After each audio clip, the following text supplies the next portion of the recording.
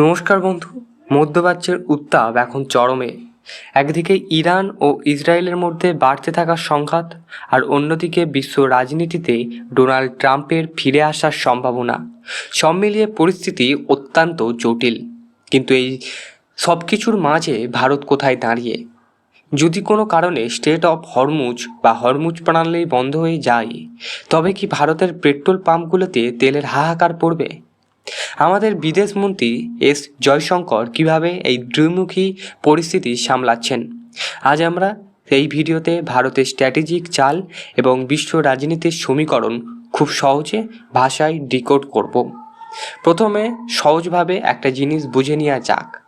আমরা যে গাড়ি চালাই বা রান্না করি তার 80% বেশি তেল বাইরে থেকে আসে, আর এই তেলের একটা বিশাল অংশ আসে পারস্য উপসাগরে হয়ে। হরমুজ প্রণালী হলো বিশ্বের সবথেকে গুরুত্বপূর্ণ তেলের রাস্তা। বিশ্বের মোট তেলের প্রায় 20% এই সরু পথ দিয়ে যায়। ইরান যদি মনে করেন এই পথ আটকে দেবে, তাহলে সারা বিশ্বের তেলের দাম আকাশচুম্বী হবে। ভারত তার তেলের বড় একটা অংশ সৌদি আরব, ইরাক এবং কুয়েতের থেকে আনে। হরমুজ প্রণালী বন্ধ হওয়া মানে ভারতের এনার্জি সিকিউরিটি বা জ্বালানির নিরাপত্তা বড় বিপদে পড়া। সম্প্রতি ডোনাল্ড ট্রাম্প ইরানের তেলের খনি এবং নিউক্লিয়ার ইনফ্রাস্ট্রাকচারে হামলার বিষয়ে বড় হুঁশিয়ারি দিয়েছেন। ট্রাম্পের যুক্তি খুব পরিষ্কার। তিনি মনে করেন ইরানকে আর্থিকভাবে দুর্বল করতে হলে তাদের তেল রপ্তানি বন্ধ করতে হবে। এখন প্রশ্ন হলো, ট্রাম্পের এই কড়া অবস্থান কি ভারতের জন্য ভালো? এখানেই আমাদের কূটনৈতিক পরীক্ষা। ভারত অতীতে ট্রাম্প প্রশাসনের সাথে কাজ করেছে, আবার ইরানের সাথেও আমাদের চাহার বা বন্দর নিয়ে বড় চুক্তি রয়েছে। ট্রাম্প যদি ইরানের ওপরে কঠোর নিষেধাজ্ঞা দেয়, তবে ভারত অত্যন্ত কৌশল হয়ে পা বাড়াতে হবে।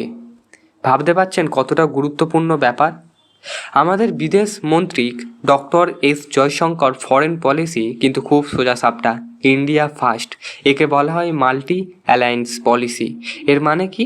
সব পক্ষের সাথে সুসম্পর্ক। ভারত রাশিয়ার থেকে সস্তায় তেল কিনছে, আবার আমেরিকার সাথেও হাত মেলাচ্ছে। Balancing act. আমরা একদিকে ইসরায়েলের বন্ধু, অন্যদিকে ইরানের সাথেও আমাদের ঐতিহাসিক সম্পর্ক আছে।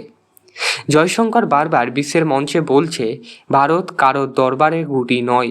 আমাদের দেশের মানুষের স্বার্থ যেখানে থাকবে, ভারত সেখানেই থাকবে।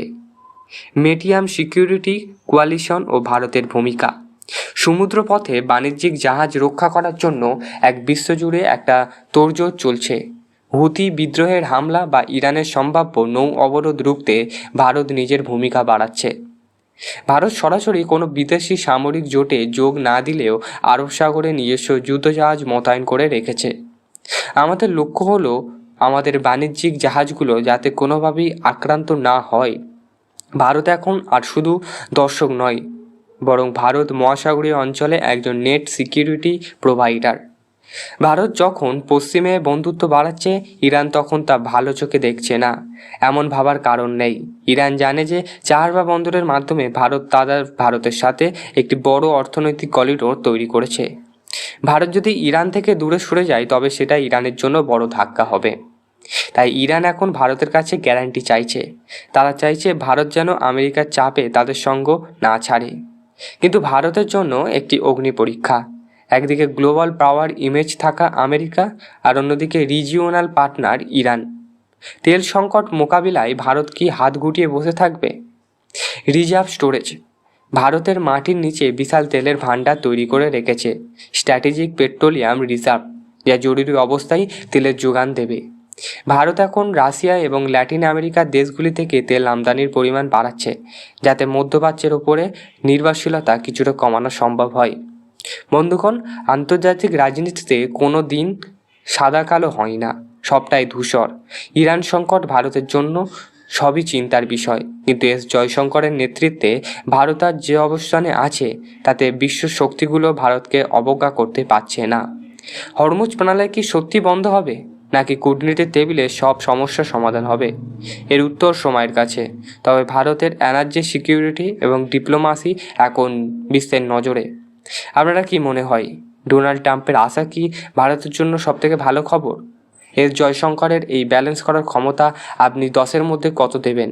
নিচে কমেন্ট করে অবশ্যই জানান। ভিডিওটি ভালো লাগলে লাইক করুন এবং বন্ধুদের সাথে শেয়ার করুন। এমন তথ্য সমৃদ্ধ ভিডিও পেতে সাবস্ক্রাইব করুন আমাদের চ্যানেলটিকে। আজকের মতন বিদায়, দেখা হবে পরের ভিডিওতে। জয় হিন্দ।